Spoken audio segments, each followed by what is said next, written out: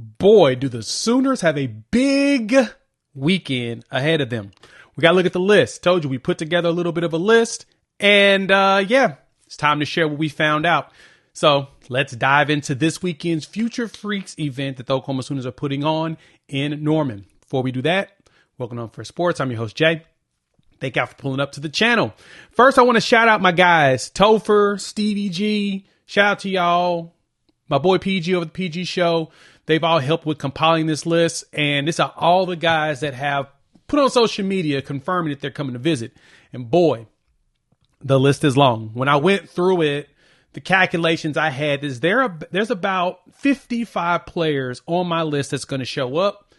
But the thing about it is that with that 55, the expectation is they're going to bring somebody with them. So that could double it to 110. And if they bring more than one teammate, it can balloon up into the 115, 120 range rather quickly. So let's take a look at the players that are coming through. We'll start with the 26s. We'll talk a little bit about 27s and 28s, and then we'll focus on, to me, the key players that are coming in the 2026 class that we are definitely in hot pursuit for. Let's jump into that. Here's your list. So here's your 2026 players coming in. You get the 5-star kicker Trace Rudd. You've got 5-star athlete Brandon Dash Arrington, Bo Bentley, 4-star Craig Dandridge, wide receiver, 4-star Gene Riordan, 4-star Gene Riordan, O-lineman, and then you got Jordan Edmonds, as well as Drew Evers. What I noticed most about this, you got some local kids, got some Okies. You got Jalen Battle, the defensive lineman up there in Edmond Santa Fe, if I'm correct. You got Xavier. I'm not even going to try to pronounce the young man's last name, but he's a wide receiver athlete, 6'5", 195 out of Owasso, 3-star kid.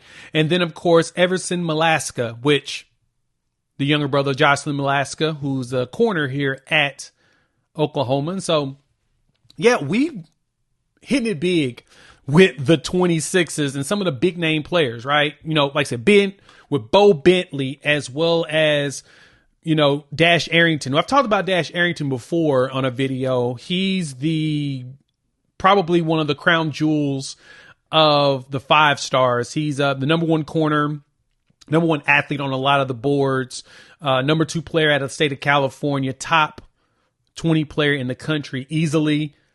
He plays corner, plays secondary in general at 6'2.5", 180 pounds, and the dude can ball. He's going to be one that I know the Sooners are really going to go dive heavy into. I don't know if Oklahoma truly has a chance with Dash Arrington, but I know he's talked about how much he's enjoyed visiting, and there's a chance they may get him to do a official visit sometime this summer.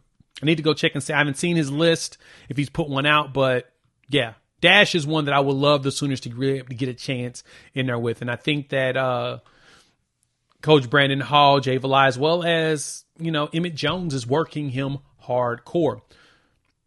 From there, of course, Bo Bentley, as y'all know, the other quarterback that the Sooners have been looking at. Bo coming in at 6'1", 200 pounds out of Salina, Texas. 4-star, top 100 player in the country. He's been having a meteoric rise over the last few weeks, and he shot up on 3, number 47 in the country. 247 moved him top 175. ESPN and Rivals, well, ESPN doesn't really update theirs, but maybe 3 times a year, so that won't change probably till the summer before the season starts. But Rivals has him at right now 221, but I think that that's going to be a jump. He's going to finish as a top 10 quarterback in the country, similar to Jaden O'Neal, and I see why the Sooners want him. He's a dual threat quarterback. He's thrown for thousands of yards there at Salina. He's a game changer. And so he's going to give some good depth and competition at quarterback. Him and Jaden O'Neal, man, I think it'll be a really, really solid room if they can get both of them. He racked up over 4,200 yards in offense with 63 touchdowns last year. Stupid. I know. Stupid numbers. And at the Navy All-American Bowl, he had everybody raving. And it's funny because 247 put in here, the person that he reminds them the most of, John Mateer. So the question is, as I've talked about before with Bo Bentley and Jaden O'Neal, does Ben Arbuckle want another Cam Ward or another John Mateer? And I don't think he would mind having either one of them. And probably the goal is to have both and continue to develop and grow from there. So, hey, such opportunity there. Another name that jumps out to me that I'm really excited about, Drew Evers. Yes, that is the younger brother of Nick Evers, the former quarterback that transferred from here. And he went to Wisconsin. Now he's at UConn. But Drew out of Flower Mound, Texas, 6'3", 285 lineman, 4-star, top 250 player in the country, about 203. Everybody has him roughly in the 250 range, except for 247 right now. But yeah, he's going to finish as the top. He's going to probably finish as the top 10 offensive lineman in the country. And he's good. Like his tape. We'll do a video on his tape with a few others sometime soon so you can kind of see what that looks like. And then, Jordan Edmonds, the 5-star corner out of Georgia, Marietta, Georgia. Whew. Top 20 player in the country, 6'2.5", 175. So him and Dash coming together, man, if you can get both of them, look, ridiculous. It's going to be tough, but that will be elite. And then Craig Dandridge, we talked about him, wide receiver, 6'2", 175. I know that Emmett Jones is working on him, 4-star top 400 player in the country, also out of Milton, Georgia. So we're trying to get out there in the Georgia boys, pull some of them kids in. Maybe a chance, maybe not. I don't know. But I'm definitely down for it. And the last big name one really in here is going to be Gene Riordan. He is a 4-star lineman, top 300 in the country, considered top 25 interior offensive lineman out of Hinesdale, Illinois. They're going everywhere. So you got your combination of Oklahoma boys, guys, of course, the Texas kids, but also really spreading out. Let me know what y'all think on these 26s. Hop in the comments. Definitely want to hear your thoughts. Let's look at some of these 27s and 28s real quick, and I'm kind of just going to point out some of the main ones, right? You've got a lot of course, Texas kids, the Oklahoma kids here, and Titus Hawk, the tight end out of Choctaw. He looks really good. Bryson Brown out of Owasso, as well as Caleb Dillard, the wide receiver out of Jenks. And he's tall, like 6'4", 6'5", as a, sophomore right now? Big boy. Tulsa boy, Dwayne Jones at defensive line, as well as Caden Penny, offensive tackle out of Bixby. So, of course, we're trying to keep that OK prep agenda going, but we're spreading out. Because the big thing with the Future Freaks is they bring in kids from all over the place. A lot of freakish athletes. And I'm totally stoked to see, and hopefully we land some, we can get some good attention going on here. And then your 28s here. You got some preps from Oklahoma. Nash Henry made the scene. Parker Thune put up him as a quarterback down there in Norman. Kid's pretty good. I think he's about 6'2"-ish. Nice release. Young. I mean, true freshman, right? He's young, but he looks good.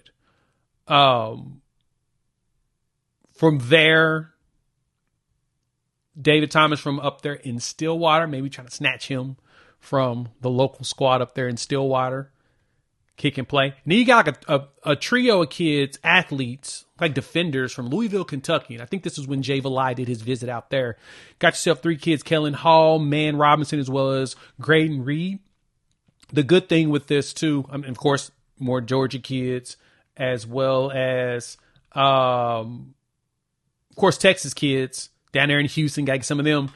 This is going to give Jim Nagy an opportunity to really get into the grind of evaluating some of the high school kids, see them in person, understand what, the squad's looking for, and just really trying to read the room with film scouting and just understanding what the coaching staff wants. And then, of course, determine who looks like it makes sense to play in the SEC. The best part of having Jim Nagy, man, he understands that. He knows.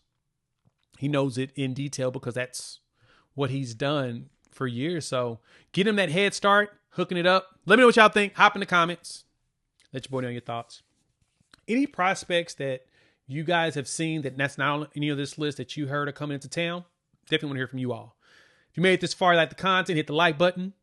If you're new to the channel, subscribe. Love for y'all to join this family of college football fans. Talking OU football, SEC college football in general. Having a blast doing it. All right, check out the last video we did. We talked about the most recent roster updates, especially in the trenches. I thought that was probably exciting. We're going to break down every position over the next 2 weeks. We're going to go through the roster size and who we think is going to be able to step up, step out. So you're going to be hearing a lot from me over the next week or so, especially while I'm traveling. I'm going to have these videos ready. We're going to talk, like I said, every single position and go from there. So appreciate the love. YouTube says check out one of the videos. They're here. And we'll talk soon. Peace.